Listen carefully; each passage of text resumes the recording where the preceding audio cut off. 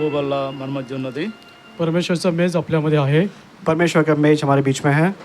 ఆయన యొక్క శరీరము రక్తము ఎంతో పరిశుద్ధమైనది, పవిత్రమైనది. आणि हे शरीर आणि हे रक्त अत्यंत पवित्र, शुद्ध आणि पवित्र आहे. उसका शरीर और उसका जो लहू है हमारे बीच में जो रखा गया है वो बहुत ही शुद्ध और अति पवित्र है। కాబట్టి ఆ పరిశుద్ధమైన శరీరంలో రక్తములో आणि ह्या पवित्र रक्तामध्ये, शरीरामध्ये और इस पवित्र शरीर में, इस लहू में మనం కూడా పరిశుద్ధంగా ప్రభు యొక్క శరీరంలో రక్తంలో పాలు తీసుకోవాలని, आणि आपण देखील पवित्रपणे या मेजामध्ये भाग घ्यावा अशी, और हम भी बहुत ही पवित्रता के साथ इस पवित्र मेज में भाग लेने के लिए ప్రభు యొక్క శరీరం రక్తం మన మధ్యలో ఉన్నది. आणि परमेश्वरचे रक्त आणि शरीर आपल्यामध्ये आहे. और परमेश्वर का शरीर और परमेश्वर का लहू हमारे बीच में है। మొదటి కొరింథీ పత్రిక करिंकरास पहिले पत्र, पहले कुरिन्थियों की पत्री 11వ అధ్యాయము करिंकरास पहिले पत्र त्याचा 11वा अध्याय, पहले कुरिन्थियों की पत्री उसका 11वां अध्याय 28వ వచనం అందరం కలిసి చదువుకుందాం. करिंकरास पहिले पत्र 11वा अध्याय 28 वचन आपण सहज मिळून वाचूया. पहले कुरिन्थियों की पत्री उसका 11वां अध्याय उसका 28वां वचन साथ मिलकर पढ़ते हैं। కాబట్టి म्हणून माणसाने इसलिए मनुष्य अपने आप को जांच ले और इसी रोटी में से खाए అలాగు చేసి मोठ्या प्याल्यातून इस रोटी प्यावे में से ఆ पिए। పాత్రలోది త్రాగవలెను. రెండవ భాగంగా आणि दुसरा भाग दूसरे भाग के लिए రోమా పత్రిక रोमकरास पत्र, रोमियो की पत्री 12వ అధ్యాయము रोमकरास पत्र त्याचा 12वा अध्याय, 2వ వచనం. रोमकरास पत्र 12वा अध्याय त्याचं दुसरं वचन रोमियो की पत्री उसका 12 अध्याय उसका दूसरा वचन। అందరం కలిసి చదువుకుందాం. आपण सहज मिळून वाचूया. रोमकरास पत्र 12वा अध्याय दुसरं वचन. रोमियो की पत्री उसका 12 अध्याय उसका दूसरा वचन सभी साथ मिलकर पढ़ते हैं। देवाची संसार आणि परिपूर्ण इच्छा काय आहे शादीशुदा हे तुम्ही समजून तुम्हारे मन के घ्यावे. नए म्हणून या होने के आज्ञेबरोबर तुम्हारे चाल चलन की समरूप होऊ समझ नका, जिससे तर तुम आपल्या परमेश्वर मनाचे की नवीकरणाने भली और भाव की स्वतःचे और सिद्ध रूपांतर होऊ इच्छा द्या. अनुभव में मालूम करते रहो। ప్రార్థన చేసుకుందాం. प्रार्थना करूया. प्रार्थना करेंगे।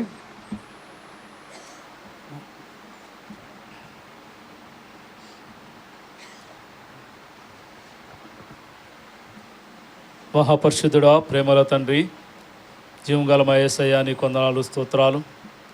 ఉదయకాల సమయంలో ప్రభా ఆరాధన వర్తమానం మీరు సహాయం చేస్తూ వచ్చారు. ఆరాధించిన వారిని బట్టి స్తోత్రాలు. ఎవరైతే ఆరాధించలేకపోయారో మరొక తరుణాన్ని అనుగ్రహించండి. ఇగో ప్రభా, మా మధ్య ప్రభా నీ శరీరాన్ని రక్తాన్ని ఉంచారు ప్రభా తండ్రి. దాన్ని తీసుకోవటకై ప్రభా మమ్మల్ని మేము పరీక్షించుకొని ప్రభా తండ్రి మమ్మల్ని మేము పరిశుద్ధపరచుకొని నీ యొక్క బలలో చేవేసే వారంగా సహాయం చేయండి. ముఖ్యంగా ప్రభా చదివిన లేఖను దీవించి ఆశ్రయించండి. అల్పునయజ్ఞను జ్ఞాపం చేసుకొని నీ సిలువ సాటం మరుపరుచుకొని ప్రభా తండ్రి నీ బిడ్డలకు ఏది అవసరమైందో అది మీరు అనుగ్రహించి సహాయం చేయమని, కనబడని అంధకార శక్తులను యేసునామం బంధించి నీ కృప చూపించమని ప్రభా నా పట్ల కూడా నువ్వు ఎన్నో గొప్ప కార్యాలు చేస్తూ వచ్చారు. ఇగో ప్రభా తండ్రి, నేను కూడా అయోగ్యుడిని, అపాత్రుడైన నన్ను పాపంలో శాపంలో చనిపోవటం ఇష్టం లేక నన్ను కూడా ప్రభా విమోచించుటకై నన్ను పిలిచినందుకు కూడా స్తోత్రాలు. నీతో సావాసం చేయటకై నన్ను పిలుచుకున్నందుకు కూడా స్తోత్రాలు. నీతో పరిశుద్ధంగా ఉండటాకై నన్ను పిలుచుకున్నందుకు కూడా స్తోత్రాలు. ఈ లోకంలో ఎవరూ ప్రేమించలేదు ప్రభా, నువ్వు ఒక్కడవే నన్ను ప్రేమిస్తూ వచ్చారు. నిజమేనా? నీ ప్రేమకు మేము ఏమీ చెల్లించలేము. కానీ ప్రభా తండ్రి, మా ముందుంచిన ప్రభా ఆ యొక్క శరీరం రక్తంలో ఏకమైన రీతిలో ప్రభా తండ్రి మేము సరి చేసుకొని ఏకంగా పాల్పొందే సహాయం చేయమని వందనా స్తోత్రాలు చెల్లించుకుంటూ ఘనత మహిమ ప్రభావానికి ఆరోపిస్తూ యేసు క్రీస్తు నామములో అడిగి వేడుకున్నాను తండ్రి, ఆమేన్. సరే, మన ముందు ఉంచిన ప్రభు యొక్క శరీరం రక్తంలో आणि आपल्या समोर ठेवलेलं परमेश्वरचं शरीर आणि रक्त आहे. हमें बीच में रखा हुआ परमेश्वर का शरीर और लहू దేవుని బిడ్డలంగా పాలు తీసుకునే మునుపు आणि परमेश्वरची मुले नात्याने भाग घेण्यापूर्वी, परमेश्वर के संतान की नाई इस मेज में भाग लेने से पहले దేవుని వాక్యం మనతో ఏదైతే మాట్లాడుతుందో आणि परमेश्वर वचन आपल्याशी काय बोलतं परमेश्वर का वचन हमसे क्या बातें करता है, ఆ వాక్యానికి లోబడి त्याच्या वचनाच्या अधीन होऊन उस वचन के आज्ञाकारिता बनकर ఆ వాక్యానుసారంగా సరి చేసుకొని आणि त्या वचनाप्रमाणे आपले जीवन नीटनेटकं उस वचन के करून अनुसार हम अपने आप को सही करते हुए ప్రభు బలలో ఏకంగా చేవేస్తే आणि प्रभूच्या मेजामध्ये योग्य रीतीने जर आपण और भाग परमेश्वर घेतला के मेज में योग्यता से अगर हम भाग लेंगे ప్రభు యొక్క ఆశీర్వాదాలు పొందుకుంటాం. आणि तेव्हाच आपल्याला परमेश्वरचा आशीर्वाद प्राप्त होईल. उसके बाद ही परमेश्वर के आशीष को हम देख सकते हैं. అందుకే ఇక్కడ అపోస్తలైన పౌలు గారు ఏమంటున్నాడు, आणि म्हणून या ठिकाणी प्रेषित पौल या ठिकाणी काय म्हणत आहे इसलिए प्रेरित पौल यहाँ पर इस वचन में क्या कहते हैं? ప్రతి మనుషుడు తను తాను పరీక్షించుకోవాలను. आणि करिंथरास 11:28 मध्ये म्हणून प्रत्येक माणसाने आत्मपरीक्षण करावे. पहले कुरिन्थी 11:28 में लिखा है, हर एक मनुष्य अपने आप को जांचना है. అంటే మనకు మనమే పరీక్షించుకోవాలి आणि కానీ या ठिकाणी स्वतःची परीक्षा स्वतः केली पाहिजे हम अपने आप की परीक्षा खुद करना है, వేరే వాళ్ళని పరీక్షించొద్దు. आणि दुसऱ्याची कोणाची परीक्षा करू नये. दूसरों की परीक्षा हमें नहीं करना है. మానవుని యొక్క స్వభావం ఎట్లుంటది?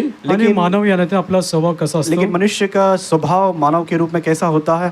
ఎదటి వారిని విమర్శించటము, आणि दुसऱ्याची आपण न्यायनिवाडा करणे, और दूसरे का हम न्याय करते हैं, వారిని పరీక్షించటము, त्यांची परीक्षा घेणे, उसकी परीक्षा हम करते हैं. అది దేవునికి ఇష్టమైనది కాదు. आणि हे परमेश्वर अजिबात आवडत नाही. ये परमेश्वर को प्रसन्न नहीं करता है. మనల్ని మనం పరీక్షించుకోవాలి. आणि म्हणून आपण स्वतःची परीक्षा स्वतः केली पाहिजे. यही कारण है कि हम अपने आप खुद की परीक्षा खुद करना है.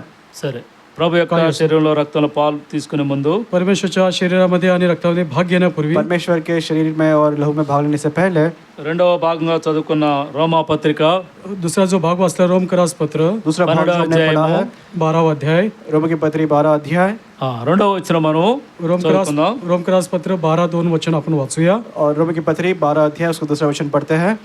देवाची उत्तम ग्रहणीय व परिपूर्ण इच्छा काय आहे हे तुम्ही समजून घ्यावे, म्हणून या युगावर समरूप होऊ नका, तर आपल्या मनाच्या नवीकरणाने स्वतःचे रूपांतर होऊ द्या. ఇక్కడ మనం చూసినట్లయితే आणि या ठिकाणी जर आपण पाहिलं, अगर यहाँ पर हम देखेंगे, 4 విషయాలు గమనించవచ్చు. आणि या ठिकाणी 4 गोष्टी आहेत. यहाँ पर 4 बातों को हम देख सकते हैं. మొదటగా చూస్తే మీరు ఈ లోక మర్యాదను అనుసరింపక. आणि ह्या युगावर तुम्ही समरूप होऊ नका. सबसे प्रथम इस संसार के सादृश्य ना बनो. ఎందుకు లోక మర్యాదను అనుసరించొద్దు आणि అన్నారు? युगावर समरूप होऊ नका का म्हणत आहे? यहाँ पर संसार के सदृश अर्थात संसार के सारे जो मर्यादा है उसके अनुसार नहीं चलना है. कारण क्या है? ఎందుకంటే ఈ లోకం నుంచి నిన్ను నన్ను ఎప్పుడో దేవుడు ఏర్పాటు చేసుకున్నాడు. आणि ह्या जगातून तुम्हाला परमेश्वर अगोदरच निवडून घेतला आहे. कारण यह है कि परमेश्वर ने बहुत पहले से ही इस जगत से हमको अलग कर कर चुना है. కాబట్టి ఈ లోకంతో మనకు సంబంధం లేదు. आणि म्हणून या जगावर आपला कुठलाही संबंध नाही. और यही कारण है इस संसार से हमारा कोई संबंध नहीं है.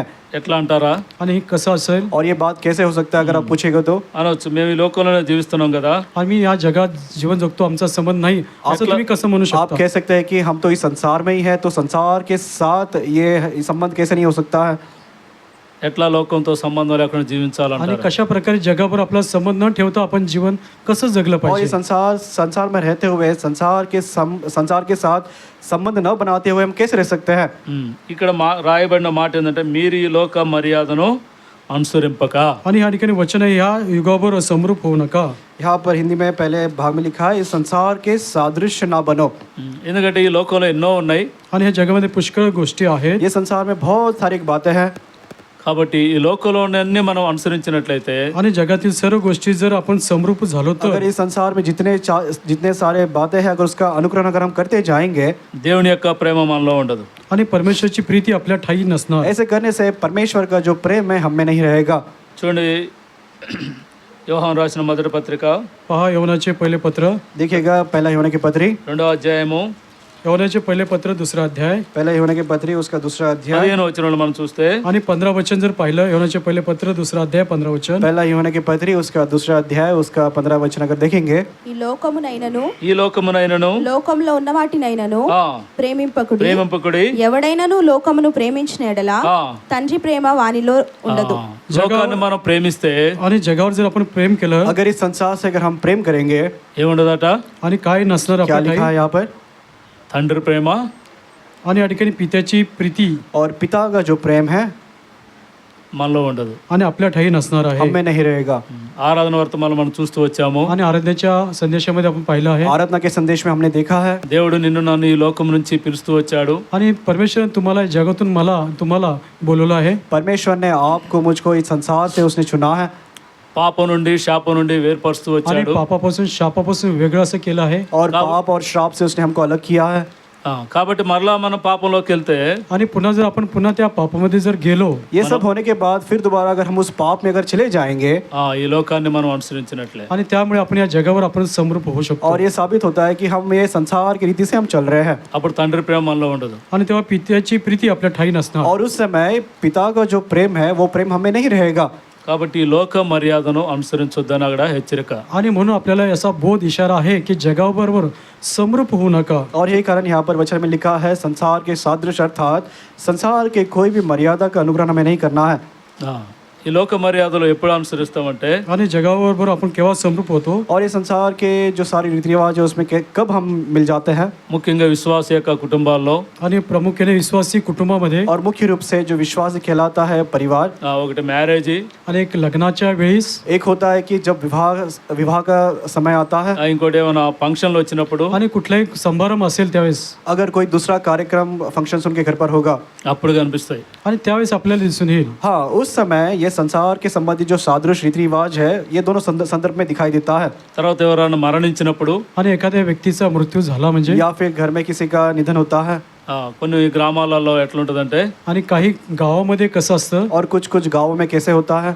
వారి యొక్క కట్టుబాట్లన్నీ అనుసరించాలి. आणि त्यांच्या वाढवडीच्या प्रमाणे जे रीतिरिवाज आले त्याच्याप्रमाणे चाललं और एक पाहिजे. व्यक्ति मरने के बाद उसके लिए जो रीति रिवाज है जो गांव में चलता है उसका अनुकरण उनको करना होता है.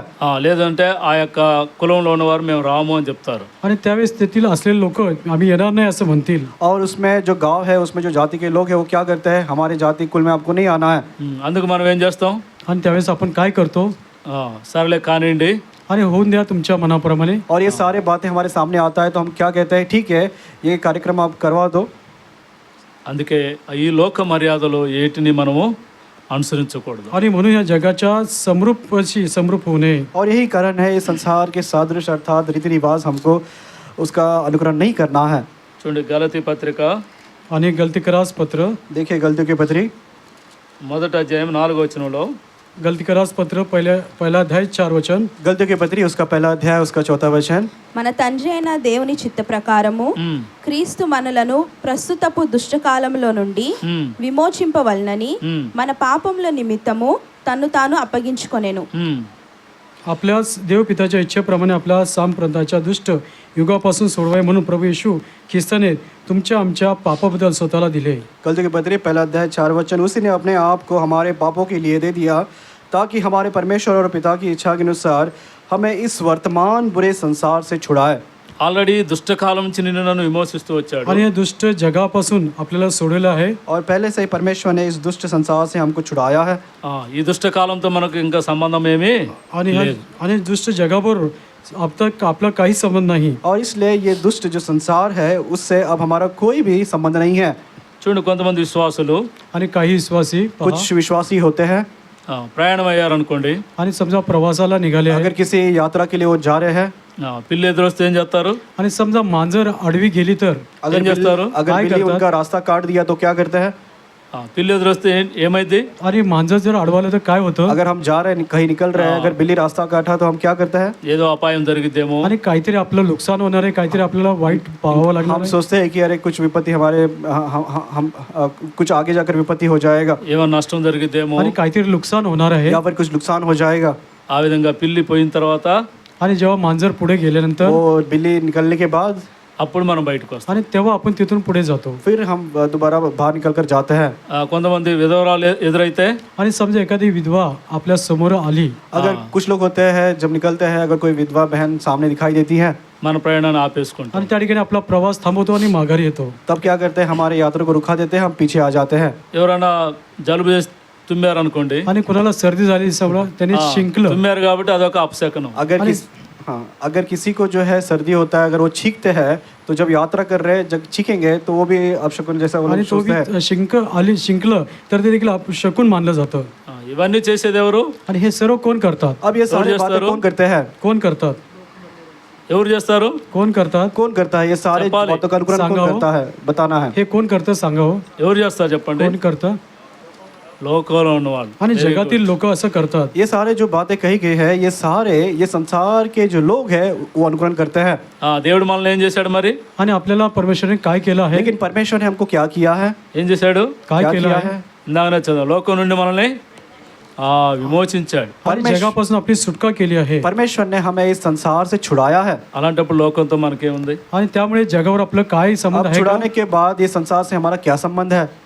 అందుకే మొదటి యోహాను పత్రిక 4వ అధ్యాయం 4వ వచనంలో నీలో ఉన్నవాడు లోకంలో ఉన్నవాడు కంటే గొప్పవాడని చెప్తాను. आणि म्हणून योहानचे पहिले पत्र 4:4 मध्ये तुमच्यामध्ये जो आहे तो మనలో ఉన్న जगातला దేవుడు एकदम అంత मोठा आहे. గొప్పవాడైనప్పుడు क्योंकि यूहन्ना पहला यूहन्ना उसके 4 में लिखा है तुम में जो परमेश्वर है वो इस संसार से बढ़ करके कहा गया है।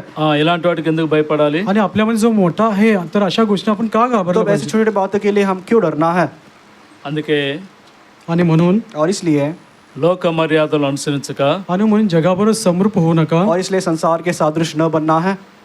చూడండి ఎపిసి పత్రిక आणि म्हणून पहा इफिस्करास पत्र देखिए 4వ एफेसो की అధ్యాయము पत्री इफिस्करास पत्र 4 अध्याय एफेसो की पत्री उसका 4 अध्याय 23 23 वचन।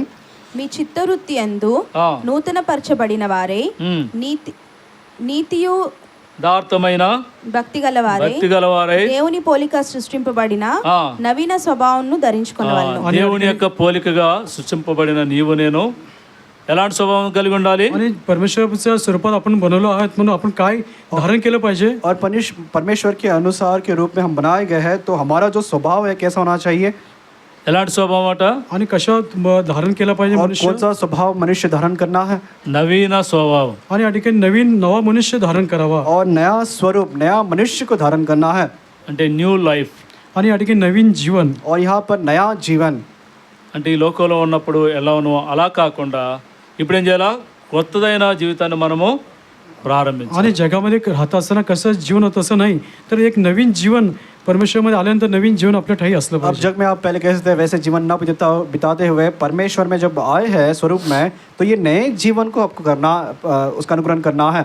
ఒకవేళ నువ్వు ఇంకా లోక మర్యాదలు అనుసరిస్తున్నావేమో, आणि अजून तुम्ही जगाच्या रीतिरिवाजाप्रमाणे जर जगत असाल हो सकता है अभी भी आप इस संसार के संबंधित जो रीति रिवाज है उसका अनुकरण आप कर रहे हो। ఈ మధ్యాహ్న కాల సమయంలో आणि ह्या दुपारच्या वेळेस इस दोपहर के समय में ప్రభు యొక్క శరీరం రక్తంలో పాలు తీసుకో మునుపు आणि परमेश्वरच्या रक्तामध्ये आणि देहामध्ये भाग घेण्यापूर्वी और परमेश्वर के शरीर में इस लहू में भाग लेने से पहले నిన్ను నువ్వు పరీక్షించుకో. तू स्वतःची परीक्षा तू कर आप अपनी परीक्षा खुद कीजिएगा।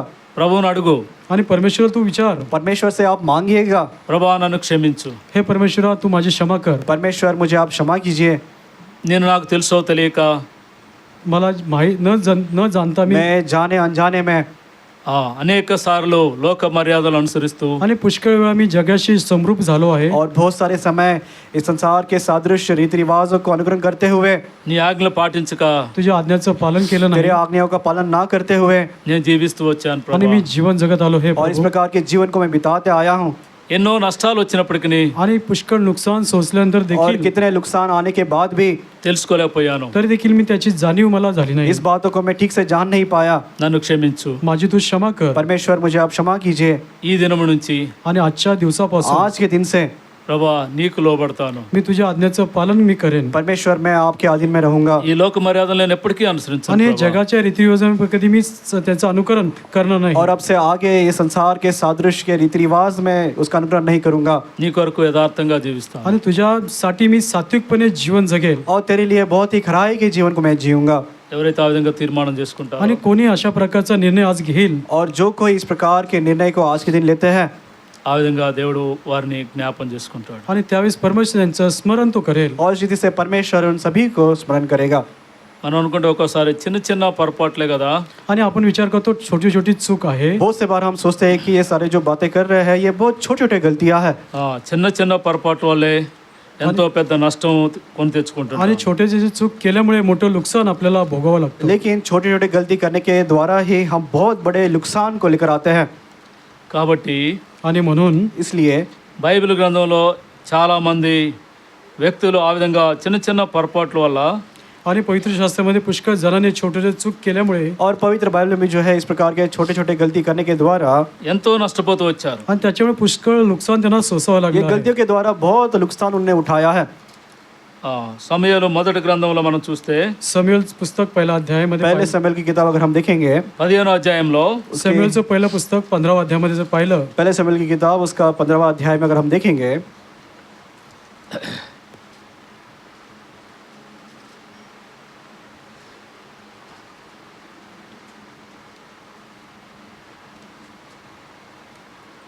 ఇక్కడ మనం చూస్తే సౌలు జీవితంలో आणि या ठिकाणी पहिलं समुएल 15व्या अध्यायामध्ये शौलाच्या जीवनामध्ये पहले शमूएल की किताब 15 अध्याय यहाँ पर सौल के जीवन में अगर देखेंगे 11వ వచనంలో చూడండి. आणि 11 वचन पहा. 11 वचन में आप देखिएगा, సౌలు నన్ను అనుసరింపక వెనుతీసి నా ఆజ్ఞ గైకొనపోయాను గనుక అతను రాజుగా నిర్ణయించినందుకు నేను పశ్చాత్తాపడుచున్నాను.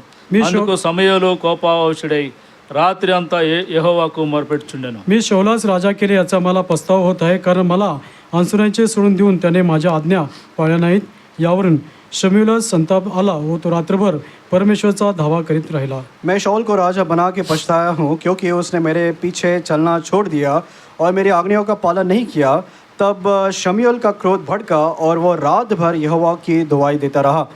ఇక్కడ మనం చూస్తే సౌలు చేసింది ఏంటంటే చిన్న ఆజ్ఞను పాటించలేకపోయాడు. आणि या ठिकाणी शौलाने छोटी आज्ञा त्याचं पालन केलं नाही आपण पाहू शकतो. यहाँ पर वचन में देखते हैं कि सौल जो है परमेश्वर के छोटे आज्ञाओं को पालन नहीं कर पाया. నేను క్లుప్తంగా చెప్తున్నా ఏం ఆజ్ఞ అంటే అది. आणि या ठिकाणी मी संक्षिप्तपणे सांगतो काय आज्ञा होती. संक्षिप्त रूप से बताता हूँ वो आज्ञा क्या था. చూడండి, మొదటగా ఇశ్రాయేల్ ప్రజలు రాజు కావాలని మనవి చేసుకున్నప్పుడు సౌలుని మొదటగా ఇశ్రాయేల్ ప్రజలు రాజుగా ఏర్పాటు చేశాడు. आणि जेव्हा परमेश्वरकडे इस्रायल लोकांनी आरोळी मारली की आमच्यासाठी एक राजा नेमावं, त्यावेळेस पहिला इस्रायलतील राजा जो आहे तो शौल झाला आहे. और इज़राइल प्रजा जब परमेश्वर के पास राजा के लिए पुकारे तो परमेश्वर ने सौल को सबसे प्रथम पहला राजा इज़राइल के ऊपर ठहराया.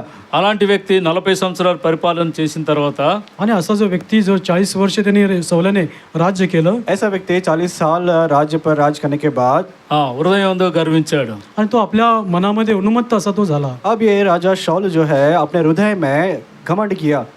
దేవుడు సమూయేలు ద్వారా ఏం చెప్పాడంటే అమాలేకుల మీదకు పోయినప్పుడు అక్కడ నుండి ఏమీ తీసుకురావద్దు మీరు అని చెప్పాడు. అంతే ఒక్క మాట. आणि शमूएलच्या द्वारे तुम्ही जेव्हा अमालेकावरती युद्ध करायला जाल तिथून जिंकून काही वस्तू आणू नका असं त्यांना सांगितलं. और परमेश्वर ने एक छोटी सी आज्ञा दिया था, जब तुम अमेरिका के ऊपर युद्ध करने जाओगे उस समय किसी भी वस्तु को तुम्हारे पीछे नहीं लेकर आना है.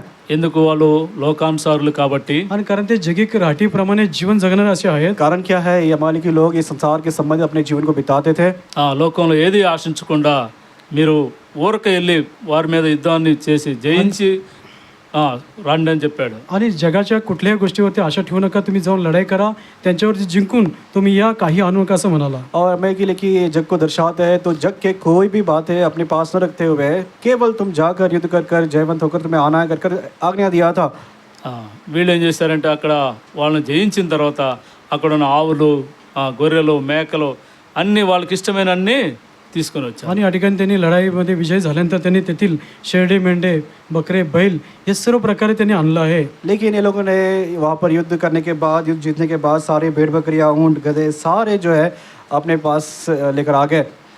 దేవుని ఆజ్ఞ మేరట వల్ల సమూయేలు సౌలుని రాజుగా తీసివేసి దావీదుని ఏర్పాటు చేసుకున్నాడు. आणि या ठिकाणी परमेश्वराच्या आज्ञेचं उल्लंघन केल्यामुळे त्या ठिकाणी शौलाला काढून दाविदाला त्या ठिकाणी राजा केला आहे. और यहाँ पर सौल ने परमेश्वर के इस छोटी सी आज्ञा का उल्लंघन किया. इसके कारण परमेश्वर ने सौल को राजा के पद से निकाल कर दाऊद को जो है वो राजपदधारी का अधिकार दे दिया. చూడండి, మనం కూడా విశ్వాసులంగా आणि आपण देखील विश्वासी नात्याने और हम भी विश्वासियों के नाई లోకంలో చిన్న చిన్న విషయాల్లో ఏముందలే అని వాటిని పాటిస్తూ ఉంటాం. आणि जगामध्ये छोट्या छोट्या गोष्टी काही हरकत नाही करावं असं पण छोट्या छोट्या गोष्टी आपण देखील त्याचं पालन करत असतो. हम भी विश्वासियों के नाई इस संसार में रहते हुए इस संसार में जो छोटी छोटी जो बातें हैं ये छोटी है, क्या क्या होगा अनुकरण करने से, तो हम उसको अनुकरण कर देते हैं. చూడండి, మనకి లోకంలో ఉన్న కొంతమంది ఫ్రెండ్స్ ఉండొచ్చు, आणि आपल्या जगामध्ये आपले काही मित्र असू इस शकतात, संसार में बहुत सारे मित्र हमको हो सकते हैं, బంధువులు ఉండొచ్చు, नातेवाईक असतील, रिश्तेदार हो सकते हैं, ఇరుగు పొరుగు వారు ఉండొచ్చు, आणि आपले शेजारी पाजारी लोक असतील, हमारे अड़ोस पड़ोस हो सकते हैं, మనతో పనిచేసే కొలీగ్స్ ఉండొచ్చు, आणि आपल्याबरोबर असलेले सहकर्मचारी असू शकतात, और हमारे साथ काम करने वाले सहकर्मी हो सकते हैं. వాళ్ళ యొక్క ఫెస్టివల్స్ కానీ ఇంకేమైనా ఫంక్షన్లు వచ్చినప్పుడు आणि त्यांच्या एखाद्या सणामध्ये कुठल्या एखाद्या समारंभामध्ये और जब उनके कोई भी त्यौहार या कोई भी संदर्भ ऐसे आ जाते हैं, వాళ్ళు ఏం చేస్తారు, పలహారం తీసుకొచ్చి आणि त्या ठिकाणी फल आहार ते देतात. देखिए जो फल आहार है जब उन लोग लेकर आते हैं, లేదంటే వాళ్ళ దేవునికి పెట్టిన ఆ నైవేద్యం తీసుకొచ్చి आणि त्यांच्या देवाला ठेवलेला जो प्रसाद आहे और उनके देवताओं को चढ़ाए हुए जो कोई प्रसाद होते हैं, మనకి ఇచ్చినప్పుడు మనం ఏం చేస్తాం, आणि जेव्हा आपल्याला तो प्रसाद दिला जातो आपण तेव्हा काय करतो, जब वो हमको वो देते हैं तो हम क्या करते हैं, మన ఫ్రెండే కదా, आणि हा माझा मित्रच आहे, हम सोचते हैं कि ये तो मेरा दोस्ती है, మన నైబరే కదా, आणि आपला शेजारी आहे, ये हमारे पड़ोसी ही है, మన కొలీగ్సే కదా, आणि आपला सहकर्मचारी आहे, हमारे साथ काम करने वाली लोग हैं, సమర్థించుకుంటాం. हम आणि क्या त्यावेळेस समर्पण देतो. हम क्या करते हैं, वो देते हैं तो हम उसको लेकर खा लेते हैं. దానివల్ల దేవునికి కోపం आणि తెప్పించిన त्याच्यामुळे परमेश्वराचा क्रोध आपल्यावरती भडकतो. इसके द्वारा क्या होता है कि हम परमेश्वर के उस क्रोध को भड़काते हैं. ఎందుకంటే ఒక్కోసారి వాళ్ళు ఏమంటారంటే మేము క్రైస్తవులం కదా తీసుకోమని కొంతమంది కొంచెం యథార్థంగా ఉన్న వాళ్ళు చెప్తారు. आणि काही लोक असे देखील विरोध करतात, आम्ही ख्रिस्ती आहोत, आम्ही हे घेणार नाही असं ते विरोध करतात. और कुछ ईसाई मसीह लोग बोलते हैं कि हम मसीह लोग हैं तो हम नहीं लेते हैं, वो लोग सामने बोल देते हैं. కొంతమంది లోకానుసారంగా ఉండే క్రైస్తవులు ఏం చేస్తారంటే తీసేసుకుంటారు. आणि काही लोक जगाच्या राहटीप्रमाणे राहतात, असे ख्रिस्ती लोक त्याचं सेवन किंवा ते घेतात. लेकिन कुछ विश्वासी जो इस संसार के संबंधित अपने मसीह जीवन को रखते हैं, वो लोग ले लेते हैं. ఆ విధంగా మనల్ని వాళ్ళు ఏమంటారంటే వాళ్ళు క్రైస్తవులే కదా వాళ్ళు తీసుకున్నారు ఏమైంది మీకు తీసుకోవడానికి. आणि ते ख्रिस्ती बंधूंनी घेतलेले आहे, तुम्ही काय घेत नाही असं ते आपल्याला प्रश्न विचारतात. अब ये जो अन्य जाति के लोग हैं वो क्या बोलते हैं, ये भी मसीह लोग हैं, उन्होंने तो ले लिया है, आपको क्या समस्या है कि आप क्यों नहीं ले रहे हो. అప్పుడు మనం చెప్పాల్సింది ఏంది, వాళ్ళ విశ్వాసం వేరు నా విశ్వాసం आणि వేరు. त्यावेळेस आपण काय सांगितलं पाहिजे, त्यांचा विश्वास वेगळा आहे आणि माझा विश्वास वेगळा आहे. जब ऐसा प्रश्न हमारे सामने आता है तो हमें उनको बताना है उत्तर में, आवेदन भाई का उनका जो काకుండా- विश्वास अलग है, हमारा विश्वास अलग है. ఆ విధంగా కాకుండా నిన్ను నువ్వే ఏదో సమర్థించుకొని తీసుకున్నట్లయితే ఆ సభలు ఏ విధంగా నష్టపోయడం మనం కూడా ఏదో ఒక విషయంలో నష్టపోతాం. आणि त्यावेळेस तुम्ही कुठलाही विचार न करता काही न करता जेव्हा तुम्ही घ्याल तो ते प्रसाद, त्यावेळेस त्याच्यामुळे ज्याप्रमाणे शौल याचं नुकसान झालं तसं तुमचंही नुकसान होईल. अगर सम्मति दिखाते हुए अपने सलाह के अनुसार हमने उस बातों को ले लिया इस संसार के संबंधित वाले, तो नुकसान को पाएंगे जैसे सौल ने यहाँ पर इस नुकसान को पाया. ఆ విధంగా నష్టపోకుండా ఉండాలంటే మనం పరీక్షించుకొని ప్రభు యొక్క శరీరంలో రక్తంలో ఏకంగా పాలు తీసుకుందాం. आणि अशा प्रकारे आपल्याला देखील नुकसान होऊ नये अशी जर आपली इच्छा असेल तर आपण देखील आपली स्वतःची परीक्षा करून एक रीतीने परमेश्वराच्या शरीरामध्ये रक्तामध्ये भाग घेऊया. इसलिए इस प्रकार का नुकसान हमारे जीवन में हम नहीं पाए, इस कारण योग्यता से अपने आप को परीक्षा करते हुए इस मेज में हमें भाग लेना है. రెండవదిగా 12వ అధ్యాయంలోనే రెండవది చూడండి, రెండవ లైన్లో ఉంటుంది. आणि रोमकरास पत्र 12वा अध्याय दुसऱ्यामध्ये दूसरी बात रोमे के पत्री उसका 12 अध्याय दूसरे वचन में दूसरे भाग में है. ఉత్తమమును అనుకూలమును సంపూర్ణమై ఉన్న आणि या आपल्या मनाचे नवीकरण स्वतःचे रूपांतर होऊ द्या. परंतु तुम्हारे मन के नए हो जाने से तुम्हारा चाल चलन भी बदल जाएगा. ఏది ఉత్తమమో आणि काय उत्तम आहे, जो भी बात है जो उत्तम है, అది మనం గ్రహించే వారంగా ఉండాలి. आणि उत्तम काय ह्याचे ग्रहणीय आपल्याला ग्रहण झालं पाहिजे. और जो उत्तम बातें है उसका ग्रहण योग्य हमको होना चाहिए. ఏది ఉత్తమమో आणि काय उत्तम आहे, और उत्तम बातें क्या है. బైబిల్ గ్రంథంలో ఒక వ్యక్తి ఉత్తమమైన దాన్ని ఎంచుకున్నది. ఎవరు ఆమె? आणि या ठिकाणी पवित्र शास्त्रामध्ये एक उत्तम निवडलेला आहे. कुठली ती व्यक्ती आहे, और बाइबल में भी उत्तम जो निवडले. है, हाँ बाइबल में भी जो एक व्यक्ति है जिन्होंने जो उत्तम श्रेष्ठ जो भाग को उन्होंने चुना है. తెలుసా ఎవరికన్నా? कोणाला माहित आहे का? మరియా. Very good. సిస్టర్స్ బాగా ఫాస్ట్ ఉన్నారు. आणि बहीण अत्यंत चांगलं उत्तर दिलं आहे. అంటే దేవుని బిడ్డలంగా మనము आणि परमेश्वरची मुले नात्याने और परमेश्वर के बच्चों के नाते हम దేవుని యొక్క ఉత్తమమైన దాన్ని మనం ఏర్పాటు చేసుకోవాలి. आणि परमेश्वरचं उत्तम श्रेष्ठ काय आहे याची निवड आपण केली और पाहिजे. परमेश्वर सुनो, की दृष्टि में लूका जो सुवार्ता। उत्तम श्रेष्ठ है उसका भाग हमें चुनना है. లూకా సువార్త लोक शुभवर्तमान लूका 10వ అధ్యాయము 10वा अध्याय 10 अध्याय 41-42 చూడండి. 41 आणि 42 पहा. 41 और 42 वचन देखते हैं. మరియా ఉత్తమమైన దాన్ని ఏర్పరచుకొనెను, ఆ, అది ఆమె యొద్ద నుండి తీసివేయబడదని ఆమెతో చెప్పాను. ఆ, ఏది ఉత్తమం, ఏమి ఏర్పాటు చేసుకుందామే? आणि काय तिने निवडलेलं आहे, और यहाँ पर उसने किस बात को उसने चुना है. काय निवडलेलं आहे, ప్రభు యొక్క పాదాల చెంత చేరి దేవుని యొక్క మాటలు వింటుందామె. आणि ती परमेश्वरच्या चरणाजवळ बसून परमेश्वरचं शब्द ऐकत आहे. और परमेश्वर के चरणों में आकर परमेश्वर के वचनों को सुन रही है. దేవుని బిడ్డలంగా మనము परमेश्वरची मुले या नात्याने आपण परमेश्वर के संतान के नाई हम దేవుని మాటలు వినటానికి ఇష్టపడాలి. आणि परमेश्वरचे शब्द वचन ऐकण्यास आपण इच्छा धरली पाहिजे. परमेश्वर के वचनों को सुनने के लिए जो आशा है वो हमें होना चाहिए. విశ్వాస యొక్క జీవితంలో विश्वासी या नात्याने विश्वासी के जीवन में ఉదయకాలం లేచినప్పుడు आणि सकाळी उठल्याबरोबर और सवेरे उठते ही దేవునితో మాట్లాడాలి. आणि परमेश्वर बरोबर आपलं बोलणं असलं पाहिजे. परमेश्वर के साथ हमारी बातचीत होना चाहिए. దేవుడు అనుగ్రహించే మాటల మీద మనం ఆశ పెట్టుకోవాలి. आणि परमेश्वर जे शब्द आपल्याला देतो त्याच्यावरती आपण अवलंबून राहिलं और पाहिजे. परमेश्वर जिस वचनों को हमको देता है उस वचनों के ऊपर हमें आधारित होना है. వాటి ప్రకారం నడుచుకోవాలి. आणि त्याच्या वचनाप्रमाणे आपण चाललं और उस पाहिजे. वचन के अनुसार हमें चलना है. చూడండి, దావీదు జీవితంలో आणि दाविदाच्या जीवनामध्ये दाऊद के जीवन में 119వ కీర్తనలో 119 स्तोत्र संहिता भजन 119 में 147వ వచనంలో आणि 127 वचनामध्ये 147 वचन में సామ్స్ 119 147 తెల్లవారక మునిపే మొరపెట్టి తిని మ్మ్. నీ మాటల మీద నేను ఆశ పెట్టుకొని ఉన్నాను. ఆయన యొక్క మాటల మీద ఆశ పెట్టుకోవాలి. आणि स्तोत्रसहिता 119 त्याच्या 147 मध्ये उजाडण्यापूर्वी उठून मी आरोळी मारतो, मी तुझ्या वचनाची आशा धरतो. भजन संहिता 119 उसका 47वां वचन, मैंने पो फटने से पहले दुहाई दी, मेरी आशा तेरे वचनों पर थी. ఎంతమంది ఉదయకాల సమయంలో బైబిల్ చదివి దేవుడిని అడుగుతున్నారు? आणि किती जण सकाळी उठून वचन वाचून परमेश्वरकडे विचारतात. और कितने लोग हैं सवेरे उठते ही परमेश्वर के वचन को पढ़ते हैं और परमेश्वर के सामने उस वचन में बाट जोते हैं. దావీదు రాజు అయ్యిండు కూడా ఏకూజామున లేచి దేవుని సన్నిధిలో మొరపెడుతూ आणि या ठिकाणी दावीद राजा असताना देखील पहाटे उठून परमेश्वरकडे आरोळी तो करत आहे. यहाँ पर दाऊद राजा होने के बाद भी पो फटते ही सवेरे ही परमेश्वर के वचनों को पढ़ते थे. ఆయన ఇచ్చే మాటల మీద ఆశ పెట్టుకున్నాడు. आणि परमेश्वर जेव्हा शब्द देतो, वचन देतो, त्याच्यावर तो अवलंबून असे. और उनकी पूरी आशा परमेश्वर के वचनों पर ही था. విశ్వాస జీవితంలో మనం చేయాల్సింది ఏంటంటే आणि विश्वासी जीवनामध्ये आपण काय केलं पाहिजे? विश्वास ये जीवन में हमें क्या करना चाहिए? ఉదయకాలం లేచిన వెంటనే आणि सकाळी उठल्याबरोबर सवेरे उठते ही దేవుని యొక్క సన్నిధిలో చేరి आणि परमेश्वरच्या सानिध्यात जाऊन परमेश्वर की उपस्थिति के पास आकर, चरणों में आकर ఆయనకు మొరపెట్టి आणि त्याला आरोळी मारली पाहिजे. उसके पास हमें पुकारना है. ఆయన యొక్క ధర్మశాస్త్ర గ్రంథం చదివినప్పుడు आणि त्याचा नियमशास्त्र वाचल्यानंतर और उसका व्यवस्था अर्थात बाइबल को पढ़ते ఆయనతో మనతో మాట్లాడతాడు ఆయన. आणि तेव्हा परमेश्वर आपल्याशी तो बोलेल. तो परमेश्वर उस वचनों के द्वारा हमसे बातें करता है. దాని ప్రకారం మనము నడుచుకుంటూ వెళ్ళాలి. आणि त्याच्या वचनाप्रमाणे आपण चाललं पाहिजे. और जो वचन पढ़े हैं उसके अनुसार हमारे जीवन के अनुक्रम को हम कर అప్పుడు మన सकते हैं. జీవితంలో ఎంతో నెమ్మది. आणि त्याच्यामुळे आपल्याला पुष्कळ शांती और आहे. इसके द्वारा हमारे जीवन में कितना ही शांति को हम पाएंगे. అదే ఉత్తమమైన దాన్ని ఎన్నుకోవటం. आणि हेच उत्तम निवडणे. और यही है श्रेष्ठ उत्तम भाग को चुनना होता है.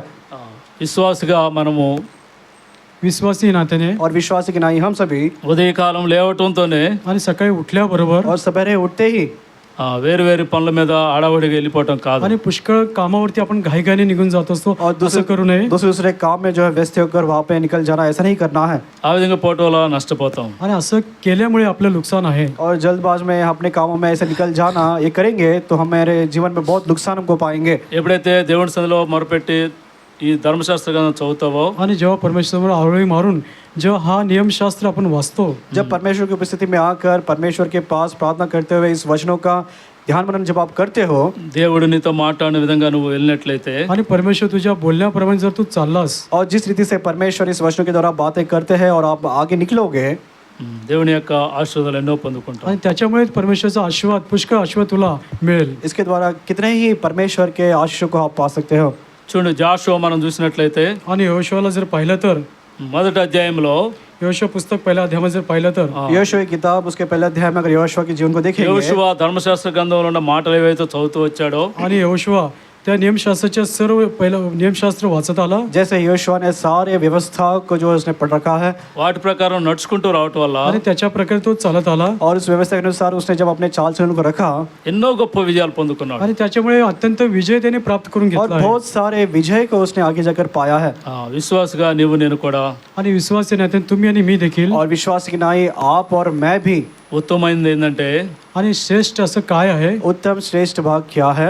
దేవుని యొక్క పాద సన్నిధిలో కూర్చొని आणि परमेश्वरच्या चरणाजवळ बसून परमेश्वर के पद चरणों के पास आकर बैठकर ధర్మశాస్త్ర గ్రంథాన్ని చదివి आणि नियमशास्त्र वाचणे और परमेश्वर के व्यवस्थाओं को पढ़ते हुए ఆయన యొక్క ఉద్దేశం ఏంటో కనుక్కొని మనము आणि परमेश्वरचा आपल्या प्रति काय उद्देश आहे हे आपण ओळखून, और परमेश्वर का उद्देश्य हमारे पक्ष में क्या है इसको जानते हुए ఏ పని చేసినా కానీ कुठलंही काम केलं तरी जो भी काम हम करते हैं, యెహోషువలే విజయాన్ని పొందుకుంటాం. आणि यहोशुआप्रमाणे आपल्याला देखील विजय प्राप्त होईल. यहोशुआ के नाई सारे बातों पर जो है हम भी जय को पाएंगे. ఆ విధంగా కాకుండా आणि असं न करता अगर ऐसे ना करते हुए మనం చేసినట్లయితే अगर हमने किया, आपण आपली कामं केली तर నష్టపోతాం. त्यामुळे आपलं नुकसान आहे. हम नुकसान को उठाएंगे. ఆ విధంగా ఉండకూడదనే असं असू नये. దేవుని యొక్క ఉద్దేశం. परमेश्वरचा हाच उद्देश आहे. ऐसा हम नहीं रहे, यही परमेश्वर का उद्देश्य है. కాబట్టి ప్రభు యొక్క శరీరంలో రక్తంలో పాలు తీసుకునేటప్పుడు आणि परमेश्वरच्या रक्तामध्ये आणि देहामध्ये भाग घेत और असताना परमेश्वर के इस शरीर लहू में जब आप भाग ले रहे हो, మనం పరీక్షించుకున్నాం. आणि आपण स्वतःची परीक्षा करूया. हम अपने आप की परीक्षा को करना है. ప్రభా ఈ దినం నుంచి आणि हे प्रभु आजच्या दिवसापासून प्रभु आज के दिन से నీకు ఉత్తమమైనది ఏందో నేను తెలుసుకొని आणि तुला उत्तम श्रेष्ठ काय हे ओळखून और उत्तम श्रेष्ठ तेरे लिए क्या है उसको जानते हुए దాని ప్రకారం నడుచుకునే భాగ్యం నాకు దయచేయి. आणि त्याप्रमाणे चालण्याचं तू मला भाग्य दे. उसके अनुसार चलने के लिए जो सौभाग्य है आप मुझे दीजिए. ఆ విధంగా నీ శరీరంలో రక్తంలో ఏకమైన రీతిలో సహాయం చేయి ప్రభు అని आणि योग्य रीतीने तुझ्या रक्तामध्ये आणि तुझ्या देहामध्ये भाग घेण्यास तू मला सहाय्य कर. और इस रीति से परमेश्वर बहुत ही योग्यता से पवित्रता से इस मेज में शरीर में लहू में भाग लेने के लिए सहायता कर. ఆ విధంగా అడిగినట్లయితే దేవుడు నీకు సహాయం చేస్తాడు. आणि असं जर तू परमेश्वरकडे विचारलं तर परमेश्वर तुला सहाय्य अगर करेल. ऐसे हम परमेश्वर के पास अगर पूछेंगे तो परमेश्वर हमारी निश्चय सहायता करेगा. మూడోది आणि तिसरं काय आहे तीसरी बात దాని కింద ఉన్న చూడండి, त्याच्या खाली वचनाच्या खाली आहे रोमी के पत्री 12 अध्याय दूसरे वचन के तीसरे भाग में है. దేవుడు చిత్తం ఏదో పరీక్షించి తెలుసుకున్నట్లు आणि या ठिकाणी देवाची उत्तम ग्रहणीय व देवनी परिपूर्ण एका इच्छा काय चित्तम. आहे हे तुम्ही समजून घ्यावे. हाँ, परमेश्वर की इच्छा जो भली बात है उसको जानते हुए విశ్వాస జీవితంలో आणि विश्वासीच्या जीवनामध्ये विश्वास के जीवन में ప్రతి విషయంలో దేవుడిని అడగాలి. आणि प्रत्येक गोष्टीविषयी परमेश्वराला विचारलं पाहिजे. हर एक बातों में परमेश्वर के पास आकर हमें पूछताछ करना है. మనం ఏం చేస్తామంటే ఎక్కువగా आणि आपण काय करत असतो लेकिन हम पुष्कळ वेळा? बहुत एक बार हम क्या करते हैं, ముందు ఏదైనా పని మొదలు పెట్టేటప్పుడు ఎవరిని అడగం. आणि एखादं काम सुरू करताना परमेश्वराला किंवा कोणाला विचारत नाही. कुछ काम शुरुआत करने से पहले हम या परमेश्वर को ना किसी को हम पूछते हैं స్టార్ట్ చేస్తాం, कामाची सुरुवात करतो और वो काम का आरंभ हम कर देते हैं. కొంత ప్రాబ్లం వచ్చిన తర్వాత आणि त्या ठिकाणी काही अडचण वो आल्यानंतर काम शुरू करने के बाद बीच में ही अगर कुछ समस्या आ गया మన బాగా క్లోజ్గా ఉన్న వాళ్ళకి ఫోన్ చేసి आणि आपल्या अत्यंत जवळ असलेल्या लोकांना व्यक्तींना फोन करतो और हमारे बहुत ही जो करीब रहने वाले लोगों को फोन कर कर ఇది ఎలా ఉన్నది ఏం చేయాలని అడుగుతాం. आणि अशा प्रकारची समस्या आली आता काय करावं असं त्याला हम विचारतो. बोलते हैं कि ऐसा काम आरंभ किया है, समस्या आ गया है तो क्या करना है, हम पूछते हैं. అది కూడా ఫలించకపోతే आणि ते देखील ते सफळ झालं नाही तो योजना. अगर उसको फोन करने के बाद भी कोई सफलता उसके पास से नहीं मिला, ఇంకా కొంతమందిని అడుగుతాం. आणि त्याच्यानंतर पुष्कळ अजून काही लोकांना आपण विचारतो. आगे जाकर और भी बहुत सारे लोगों को पूछते हैं. అన్నీ అయిపోయిన తర్వాత आणि सर्व काही झाल्यानंतर और सब कुछ होने के बाद వాళ్ళ వల్ల వీళ్ళ వల్ల ఏమీ కాలేదంటే అప్పుడు ఏం చేస్తాం మనం? आणि यांच्याकडून त्यांच्याकडून काय झालं नाही त्याच्यानंतर आपण काय करतो. ये व्यक्ति वो व्यक्ति के फलाना के पास अगर कुछ भी काम अगर संपूर्ण नहीं हुआ तो हम आखिरी में क्या करते हैं, आकर అప్పుడు దేవుడి సన్నిధికి వస్తాం. आणि तेव्हा आपण परमेश्वराच्या सानिध्यात येतो. तब जाकर परमेश्वर के पास उसकी उपस्थिति में हम आते हैं. దేవుని యొక్క ఉద్దేశాలు అవి కావు. आणि परमेश्वराचा हा उद्देश नाही. परमेश्वर का उद्देश्य ये नहीं है. దేవుడి చిత్తమేదో ముందుగానే తెలుసుకుంటే आणि परमेश्वरची काय इच्छा हे अगोदर ओळखल्यानंतर परमेश्वर की इच्छा क्या है पहले से ही अगर हम उसको जान कर रखेंगे నష్టపోకముందే దేవుడు నీకు తెలియజేస్తాడు. आणि ते नुकसान होण्यापूर्वी परमेश्वर तुला दाखवेल सांगेल. नुकसान ना उठाते हुए परमेश्वर पहले से ही उस विषय के बारे में हमको एक उसके विषय में हमको चलाएगा. చూడండి బైబిల్ గ్రంథంలో आणि पवित्र शास्त्रामध्ये पवित्र बाइबल में से చాలా మంది భక్తులు आणि पुष्कळ भक्त आहेत. बहुत सारे भक्त हैं. దేవుని యొక్క చిత్తాన్ని ఎరిగి आणि परमेश्वर इच्छा काय हे ओळखलं आहे. परमेश्वर की इच्छा क्या है उसको जानते हुए ఆ విధంగా నడుచుకుంటూ आणि వచ్చారు. त्याप्रमाणे ते चालले आहेत. और जानने के बाद उसके अनुसार उन्होंने अपने जीवन को चाल रखा है. వారి జీవితాలు ఎన్నో మేలు పొందుకున్నారు. आणि त्याच्यामुळे त्यांना पुष्कळ त्यांचं जीवनामध्ये हितकारक गोष्टी झाल्या आहेत. और इसके द्वारा बहुत सारे उनके हित के बातें भलाई को उन्होंने पाया है. చూడండి మొదటిగా మనం ఒక ఉదాహరణ చూస్తే आणि सर्वप्रथम एक उदाहरण आपण पाहूया. और सबसे प्रथम एक उदाहरण अगर हम देखेंगे ఆది కాండం 4వ అధ్యాయంలో उत्पत्ती पुस्तक 4 अध्यायामध्ये उत्पत्ति किताब उसका 4 अध्याय में ఇద్దరు సహోదరులు ఉన్నారు. आणि या ठिकाणी 2 बंधू आहेत. यहाँ पर 2 भाई है. ఒకరేమో దేవుని చిత్తానుసారంగా అర్పణలు తీసుకొచ్చారు. आणि एकाने परमेश्वर इच्छा प्रमाणे अर्पण आणलेलं आहे. और एक भाई ने तो परमेश्वर की इच्छा के अनुसार अपने अर्पणों को लेकर आया है. ఒకరేమో ఇష్టానుసారంగా తీసుకొని వచ్చారు. आणि एकाने परमेश्वरच्या विरुद्ध अर्पण आणलेलं और आहे. दूसरा भाई है जो परमेश्वर की इच्छा के विरुद्ध जो है उसने अपने अर्पणों को लेकर आया है. దానివల్ల ఒకరి అంగీకరించబడింది, ఒకరిది आणि తిరస్కరించబడింది. त्याच्यामुळे एका अर्पणाचा स्वीकार झाला, दुसऱ्याचा तिरस्कार झाला आहे. इसके द्वारा क्या हुआ, एक भाई का अर्पण जो है स्वीकार किया गया है और एक भाई का अर्पण स्वीकार नहीं किया गया है. దేవుడు మనల్ని అంగీకరించాలంటే आणि परमेश्वराने जर आपला स्वीकार करायचा असेल तर अगर परमेश्वर हमारा अंगीकार करना चाहता है ఆయన చిత్తానుసారంగా మనం చేయాలి. आणि त्याच्या इच्छेप्रमाणे आपण केलं और पाहिजे. हमारे अर्पण परमेश्वर के इच्छा के अनुसार हमें आगे लेकर आना है. బైబిల్ గ్రంథం మనం చూస్తే ఎంతో మంది భక్తులు వారికి వచ్చిన విపత్తులను బట్టి దేవుని యొక్క సంధిలో మొరపెడుతూ దేవుని చిత్తాన్ని తెలుసుకొని ఆ విధంగా ముందుకు వెళ్ళిపోతూ వచ్చారు. आणि पवित्र शास्त्रात पुष्कळ देवाचे सेवक आहेत. परमेश्वरच्या जेव्हा त्यांच्या जीवनात संकटे आली तेव्हा त्यांनी परमेश्वरकडे आरोळी मारली आणि त्याप्रमाणे चालले, त्याच्यामुळे त्यांचं जीवन हितकारक झालं आहे. बाइबल में कितने सारे भक्त सेवक हैं जहाँ पर उनके जीवन में कितना ही दुख विपत्ति आया है, उसमें भी परमेश्वर के पास उन्होंने विचार किया है, प्रार्थना किया है, जिसके द्वारा उसकी इच्छा के अनुसार जो जीवन को बिताने के द्वारा परमेश्वर ने उनके हित में काम किया है. మనం ఎగ్జాంపుల్ చూస్తే 2వ దినవృత్తాంతంలో 20వ అధ్యాయంలో आणि दुसरे इतिहास 20वा अध्याय जर पाहिलं दूसरे इतिहास के 20 अध्याय में अगर हम देखेंगे, అక్కడ యెహోషాపాతు ఉన్నాడు. आणि त्या ठिकाणी यहोशापाट आहे. वहाँ पर यहोशापात है.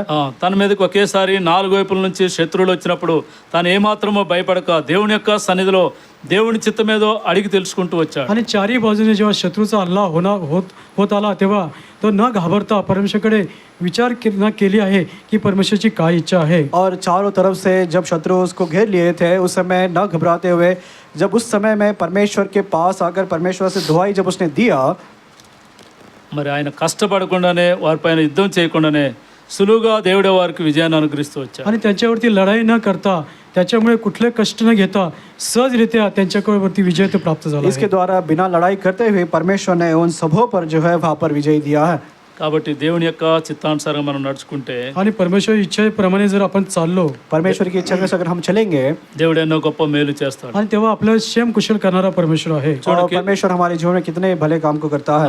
దావీదు కూడా తన జీవితంలో కీర్తన గ్రంథం 40వ అధ్యాయము आणि स्तोत्र संहिता 40 अध्यायामध्ये दाविदाच्या जीवनात 8వ వచనం మనం చూస్తే, आणि 8वं वचन जर आपण पाहिलं, दाऊद के जीवन में 40 अध्याय भजन के 8 वचन में अगर देखेंगे, సామ్స్ 48 చదవమ్మా. నా దేవా నీ చిత్తము నెరవేర్చుట నాకు సంతోషము, నీ ధర్మశాస్త్రము నా అంతర్యములో ఉన్నది. हे माझ्या देवा, तुझ्या इच्छेप्रमाणे करण्यात मला आनंद आहे. तुझे शास्त्र माझ्या अंतर्यामी आहे. हे मेरे परमेश्वर, तेरी इच्छा पूरी करने से प्रसन्न हूँ और तेरी व्यवस्था मेरे अंतरंग में बसी है. చూడండి, ఈయన ఒక రాజు అయ్యండి आणि हा एक राजा असताना देखिए, देखील दाऊद एक राज होने के बाद भी దేవుని చిత్తాన్ని నెరవేర్చడానికి ఇష్టపడుతున్నాడు. आणि देवाच्या इच्छेप्रमाणे करण्यास तो त्याची इच्छा आहे. परमेश्वर की इच्छा के अनुसार काम को करना, वो अपना इच्छा दिखा रहा है.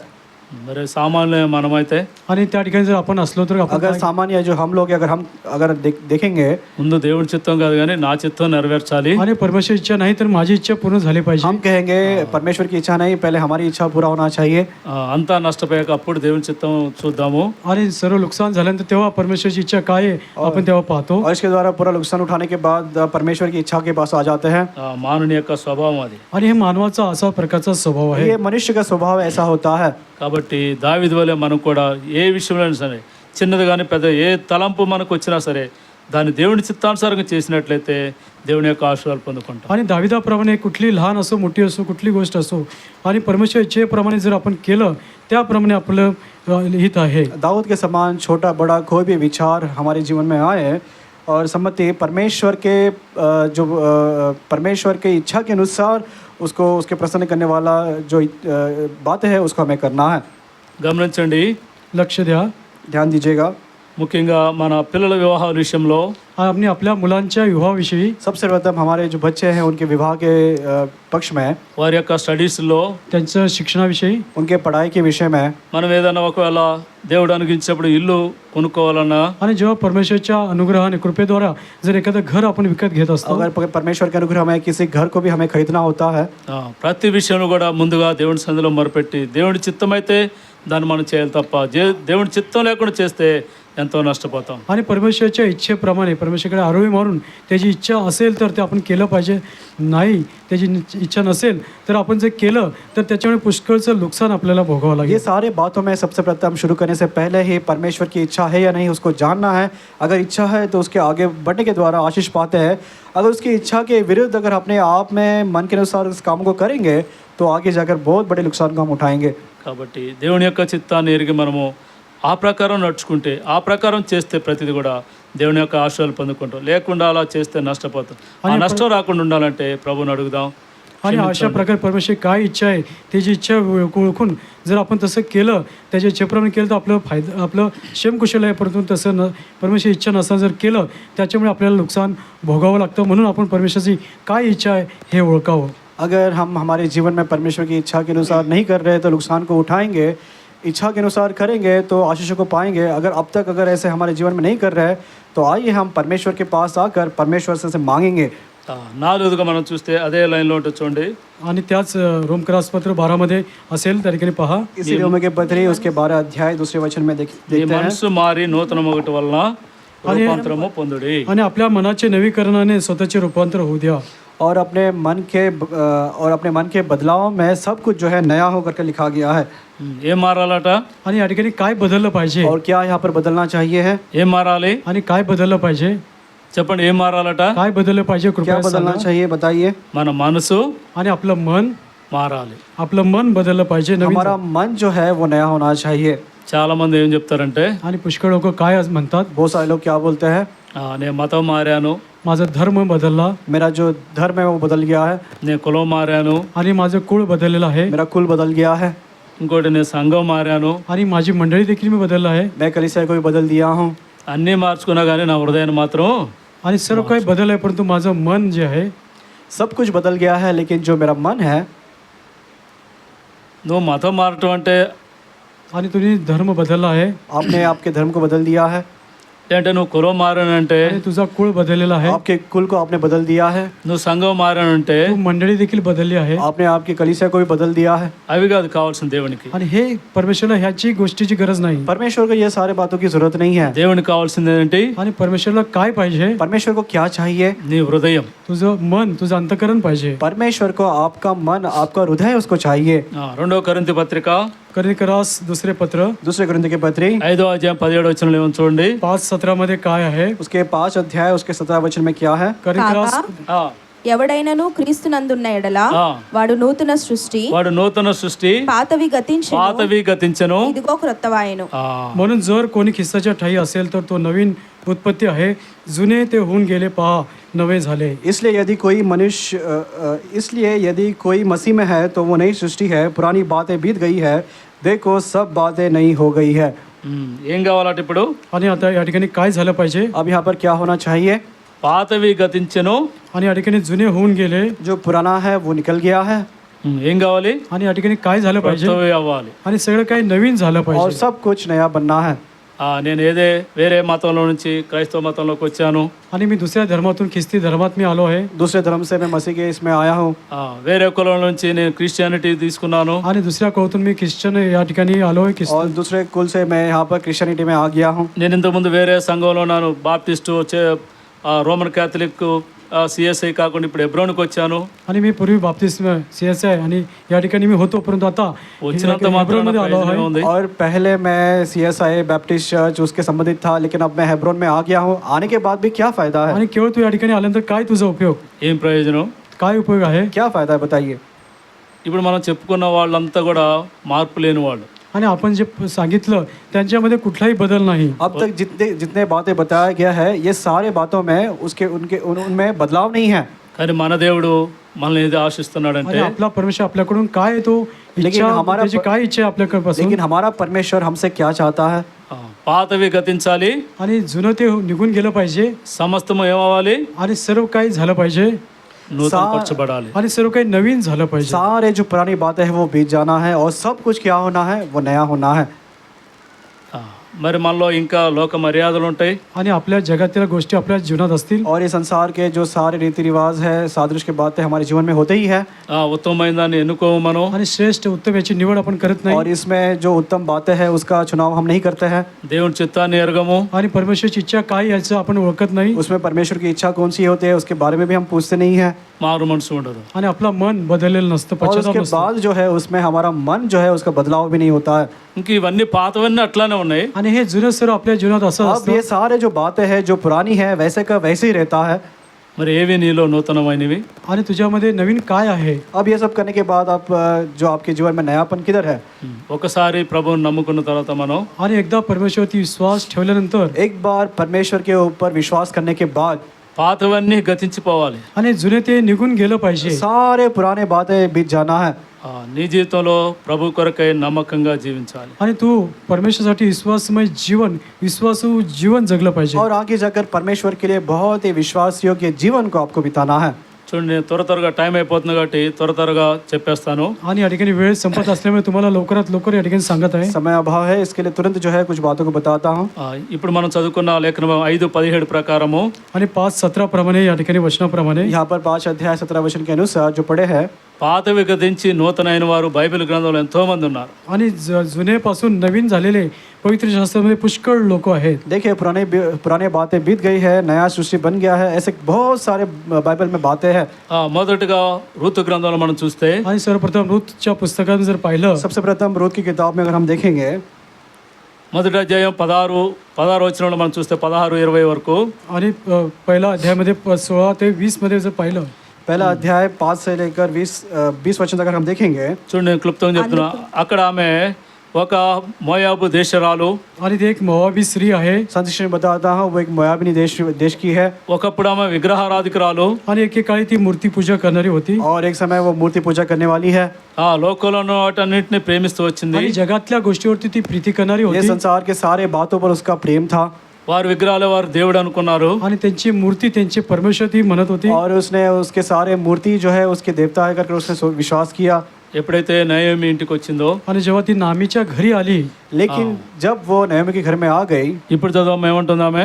आणि आता ती काय म्हणत आहे, అందుకు రూతు ఆ, వెంబడి రావద్దని నన్ను విడిచి పెట్టమనియు నన్ను బతిమాలు కొనవద్దు. ఆ, నీవు వెళ్ళు చోటుకే నేను వచ్చేదను, ఆ. నీవు నివసించు చోటనే నేను నివసించేదను. నివసించెదను. నీ జనమే నా నీ జనము, జనమే నా జనము. నీ దేవుడే నా దేవుడు.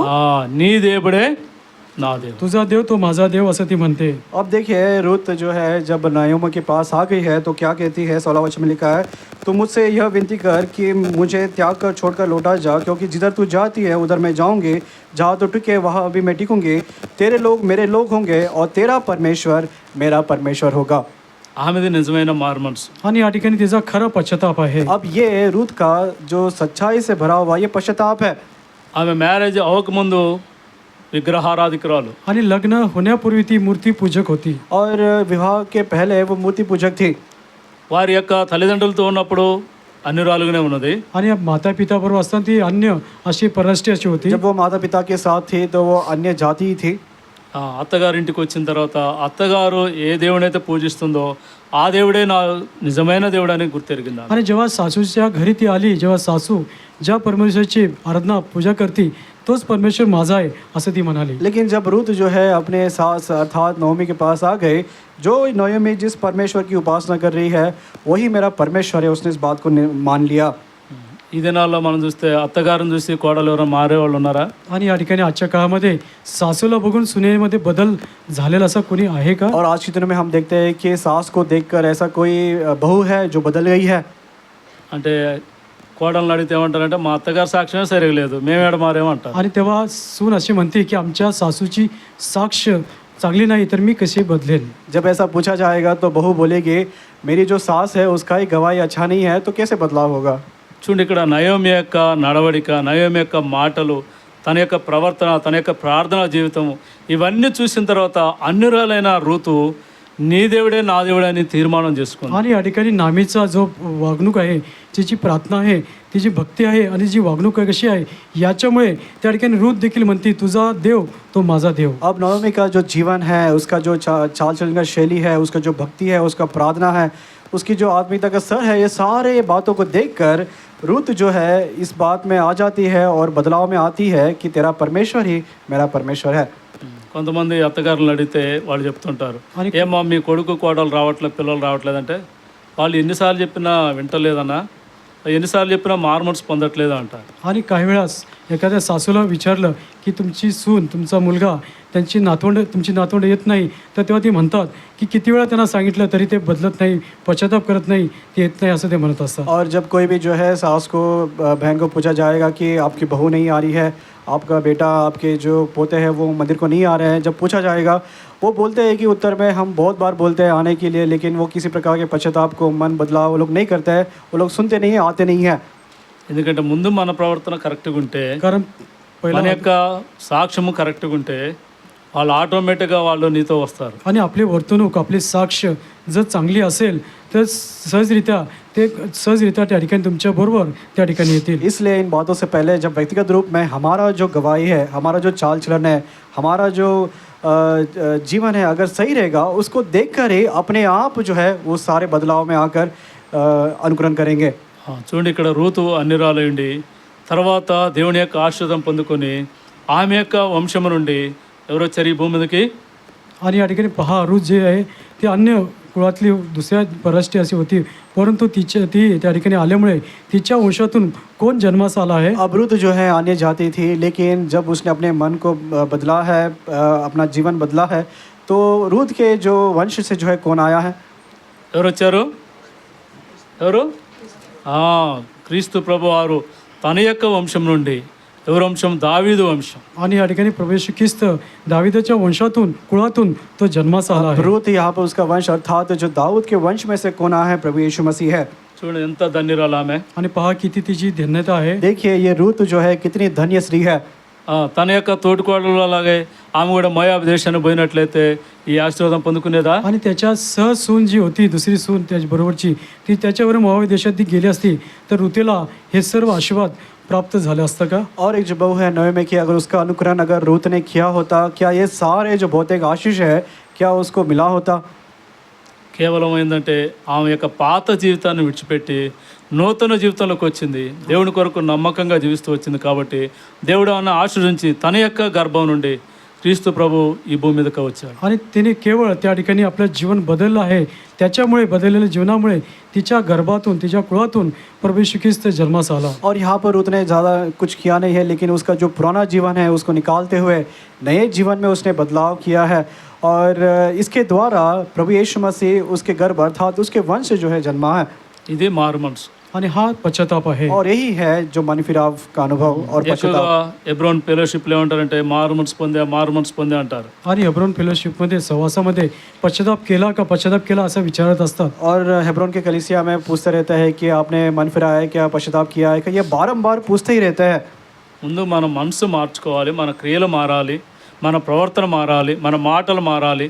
అవన్నీ మారితేనే నీ యొక్క హృదయంలో కార్యం జరిగింది. आणि आपल्याला अगोदर आपलं बोलणं, आपलं मन, आपले चालचणूक हे सर्व बदललं पाहिजे, तेव्हाच आपला खरा पश्चाताप आहे. अब हमारा जो मन है, हमारा जो चाल चलन है, हमारी जो बातें है और हमारा जीवन है वो बदलना चाहिए। जब बदलेगा सही अर्थात में पश्चाताप वही है। రెండోదిగా చూస్తే పౌలు. आणि दुसरं पाहिलं तर पौल. और दूसरा अगर देखेंगे पौलुस है। ఒకప్పుడు సౌలు ఎలాంటి వాడట? మొదటి తిమోతి పత్రిక आणि पहिले तिमोथेच्या पत्रामध्ये पहिला सौल कसा మొదటి होता? అధ్యాయం 12వ వచనంలో ఉంది. पहले तिमोथी के पत्र पहला अध्याय उसके 12 वचन में पौलुस के बारे में क्या लिखा पहले गया है? तिमोथी- పూర్వము దూషకుడను దూషకుడను హింసకుడను హానికరుడనైన నన్ను ఎలాంటి వాడట? आणि पूर्वी कसा होता तो? पूर्वी निंदा छळ करणारा असा जुलमी तो होता. पहला वो कैसा था? वो अंधेर करने वाला, हिंसा करने वाला, ये ऐसा व्यक्ति था।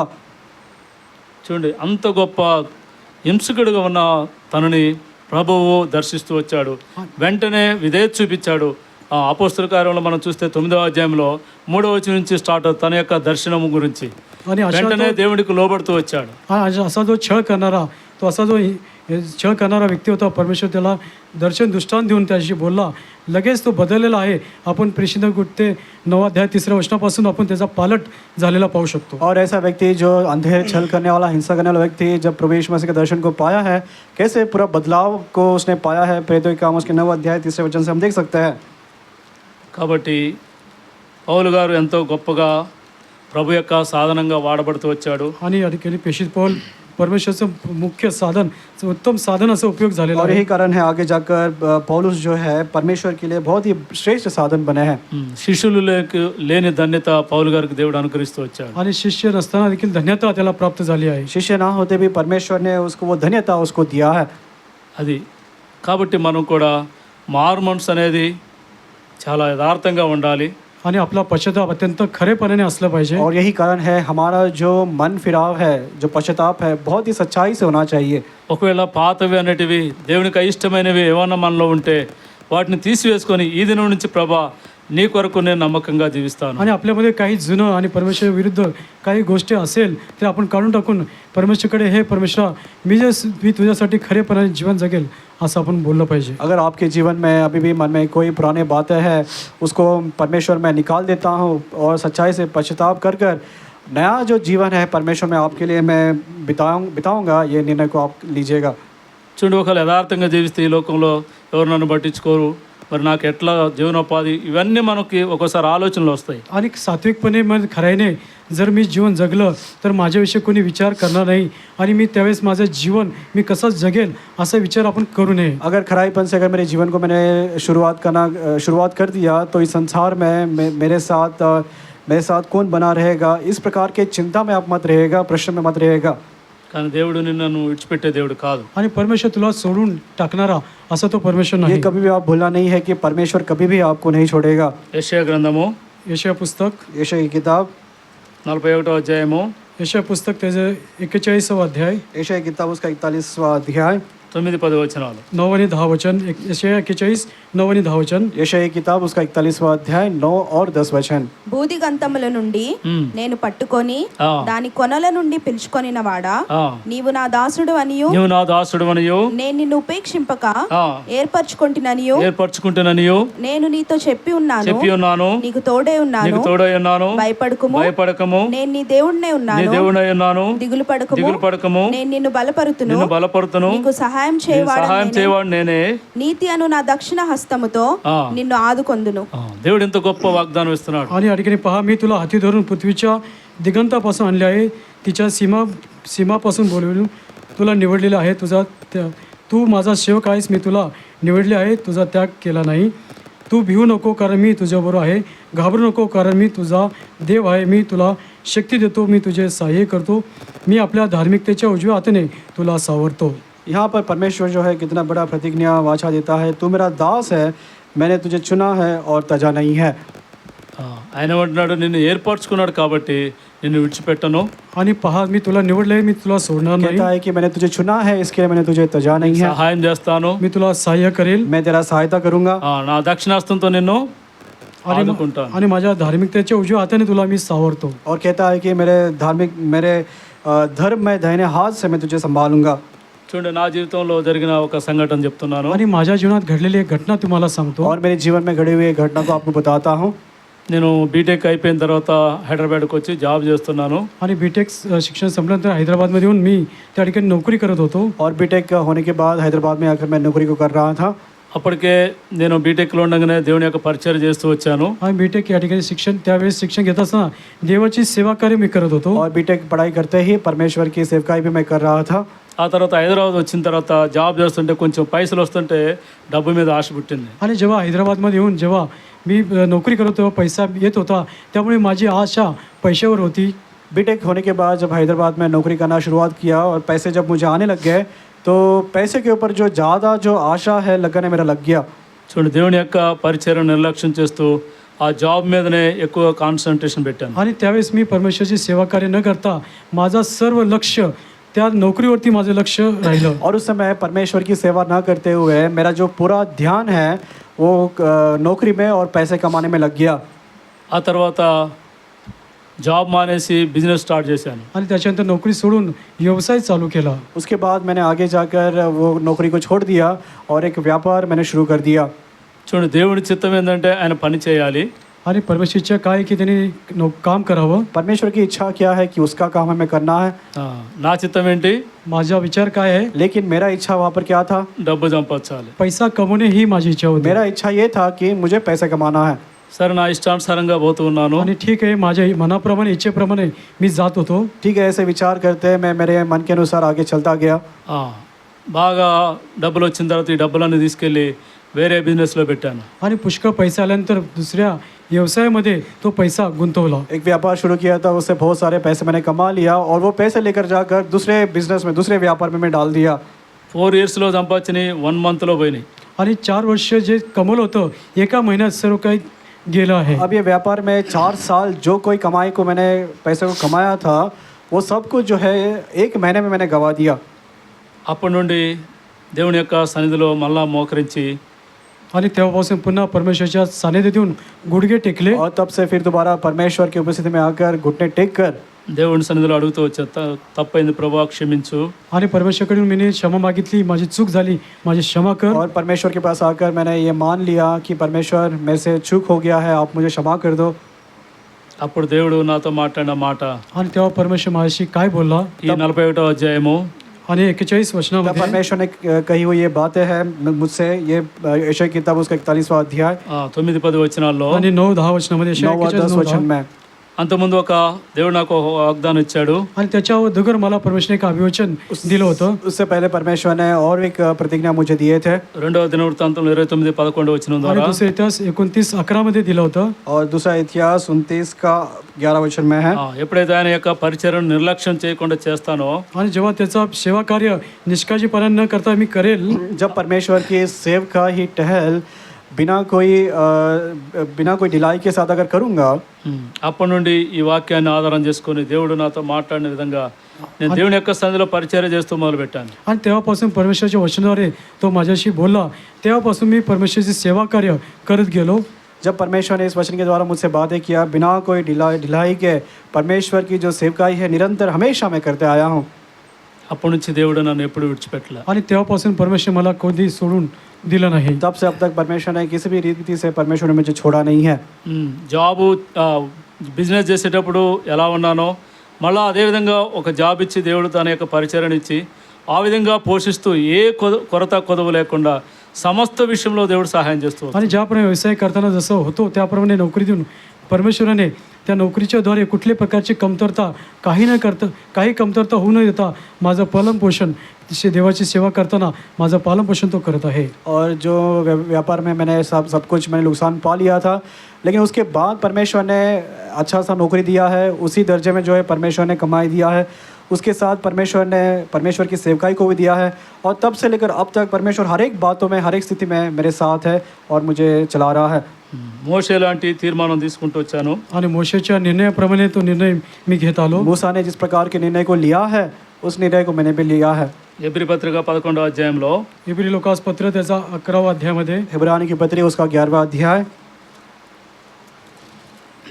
25 వచనంలో మనం చూస్తే इब्री लोकास पत्र 11वा अध्याय 25 वर्षामध्ये पाहिलं तर इब्रानी की पत्री 11वां अध्याय उसके 25वें वचन को अगर देखेंगे, మోషే పెద్దవాడైనప్పుడు విశ్వాసమును బట్టి ఐగుప్తు ధనము కంటే క్రీస్తు విషయమైన నింద గొప్ప భాగ్యమని ఎంచుకొని అల్పకాలపు పాపభోగము అనుభవించుట కంటే దేవుని ప్రజలతో శ్రమ అనుభవించడం మేలని యోచించి ఫరో కుమార్తె యొక్క కుమారుడని అనిపించుకున్నట్టు కంటే ఒప్పుకొనలేదు. ఏలయనగా అతడు ప్రతిఫలముగా కలగబో బహుమానమందు దృష్టి ఉంచెను. आणि या ठिकाणी इब्री लोकास पत्र 11 अध्याय 24 आणि 25 वचन, मोशे प्रौढ झाल्यावर त्याने आपणास फारोच्या कन्याचा पुत्र म्हणण्याचे विश्वासाने नाकारले. पापाचे क्षणिक सुख भोगणे यापेक्षा देवाच्या लोकोबर दुःख सोचणे हे त्याने पसंत करून घेतले. इब्रानी की पत्री 11 अध्याय 24 और 25 वचन है। विश्वास ही से मूसा ने सयाना होकर फिरौन की बेटी का पुत्र कहलाने से इनकार किया, इसलिए कि उसने पाप में थोड़े दिन के सुख भोगने से परमेश्वर के लोगों के साथ दुख भोगना अधिक उत्तम लगा। అది ప్రతి విశ్వాస యొక్క జీవితంలో ఏం గురి ఉండాలంటే ఇక్కడ సంపాదించిన కాదు మనకు కావాల్సింది. आणि प्रत्येक विश्वासाच्या जीवनामध्ये काय लक्ष असलं पाहिजे, हे ते जे धन संपत्ती आपण संपादित केलं ते नसावं. हर एक विश्वासी के जीवन में एक निशाना, एक गम्य स्थान होना चाहिए। इस संसार के संबंधित पैसा कमाना वो नहीं, దేవుడిచ్చే పరలోకంలో బహుమానం. आणि परमेश्वर जे स्वर्गामध्ये जे आपल्याला बक्षीस देणार आहे त्यावरती आपलं लक्ष असलं पाहिजे. स्वर्गीय स्थान में जो प्रतिफल परमेश्वर हमको देने वाला है, उसके ऊपर हमारा निशान होना चाहिए। నిజమైన మారు మనసు పొందిన వారి యొక్క జీవితాల్లో అలాంటి ఆలోచనలు ఉంటాయి. आणि खरा पश्चाताप ज्यांच्या जीवनात झाला अशा प्रकारचे विचार त्यांच्या जीवनात असतात. खराई सच्चाई से जिस किसी ने भी परमेश्वर के पास मन फिरा, पश्चाताप किया है, उसका जो स्थिति है इस प्रकार ही होता है। కాబట్టి ప్రభు యొక్క శరీరంలో రక్తంలో పాలు తీసుకొని మునుపు आणि परमेश्वरच्या रक्तामध्ये आणि शरीरामध्ये भाग घेण्यापूर्वी और प्रभु के इस शरीर में और लहू में भाग लेने से पहले మనల్ని మనం పరీక్షించుకుందాం. आणि आपण स्वतःची परीक्षा स्वतः करूया. हम अपने आप की परीक्षा करेंगे।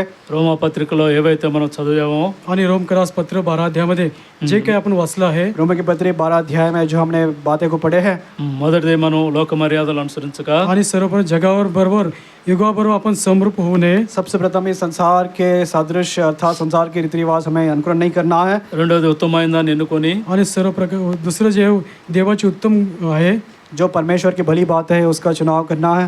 మూడోది దేవుని చిత్తాన్ని తెలుసుకొని आणि परमेश्वरची देवाची काय इच्छा आहे ओळखणे, और तीसरा परमेश्वर की इच्छा क्या है उसको हमें जानना है। నాలుగోది నిజమైన మారు మనసుతో आणि चौथं जे आहे मनाचा नवीन पश्चाताप या ठिकाणी मनाचं नवीकरण होणे और चौथा जो मन का जो है नयापन में आना। ప్రభు యొక్క శరీరంలో రక్తంలో పాలు తీసుకుందాం. आणि परमेश्वरच्या रक्तामध्ये आणि त्या देहामध्ये भाग घेणे. इसके द्वारा परमेश्वर के शरीर में लहू में भाग लेना है। ఎవరైతే పశ్చాత్తాప హృదయంతో ఆ విధంగా అడుగుతారో आणि पश्चाताप अंतकरणाने अशा प्रकारे जे परमेश्वरकडे विचारतील और जो कोई पश्चाताप के अनुभव के साथ ये सारे बातों को अगर परमेश्वर के पास मान लेंगे, దేవుడు వారిని క్షమిస్తాడు. आणि परमेश्वर त्यांची क्षमा करेल. परमेश्वर उनको क्षमा करेगा। ఆ విధంగా మనము ప్రభు యొక్క బలలో ఏకమైన రీతిలో పాలు తీసుకుందాం. आणि अशा प्रकारे परमेश्वरच्या मेजामध्ये आपण एक रीतीने भाग घेऊया. और इस प्रकार परमेश्वर के मेज में बहुत ही योग्यता के साथ हम भाग लेंगे। దేవుడి మాటలు దీవించును గాక. परमेश्वर वाचलेल्या वचनाला आशीर्वादित करो. परमेश्वर इस सारे वचनों को हमारे लिए आशीष का कारण बनाए।